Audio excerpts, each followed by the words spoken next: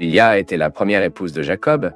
Selon la traduction biblique, la Léa est également appelée Léa ou Leia. Son nom vient de l'hébreu Léa, qui signifie probablement Wild Cow. La Bible ne dit absolument rien sur la mère de Léa, ou toute autre information avant l'arrivée de Jacob à Haran. Léa n'est décrite que dans la Bible comme une femme aux yeux tendres. Sa sœur Rachel est décrite comme ayant un magnifique visage et une belle femme en vue. L'histoire de Léa est devenue connue en particulier à cause de l'épisode impliquant son mariage. Lorsque Jacob a dû échapper à la colère de Saül, il est allé à Haran, où il est resté chez son oncle Laban. Dès son arrivée à Haran, Jacob a rencontré son cousin Rachel, qui est rapidement tombé amoureux. Avant l'intention d'épouser Rachel, il a signé un accord avec Laban pour rendre son mariage possible. Reste éveillé que Jacob travaillerait pour Laban pendant une période de 7 ans. À la fin de cette période, il recevrait le droit d'épouser Rachel. Mais après les 7 années de travail, Laban a trompé Jacob. Il a mis en place un plan dans lequel Jacob s'est finalement demandé que sa femme serait Rachel. Seulement le matin après le jour du mariage, Jacob s'est rendu compte qu'il avait pris Léa pour une femme.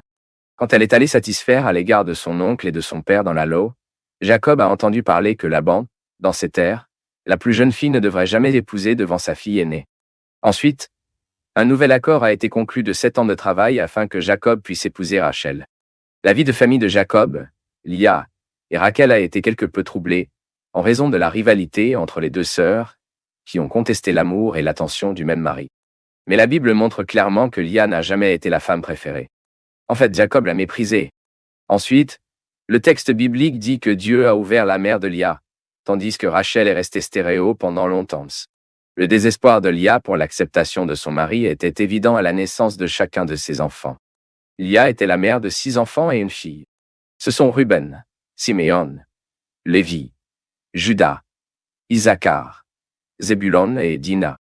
Selon l'ancienne coutume de l'époque, par le biais de son serviteur Zilpa, sont nés Gadi et Azer. À la mort de Léa, elle a été enterrée dans le tombeau de la famille de Jacob à Hébron. Cela s'est produit avant l'immigration de Jacob en Égypte, pendant la période de rareté. Ensuite, Léa est citée dans le livre de Ruth, aux côtés de Rachel comme l'un des édifiants de la maison d'Israël.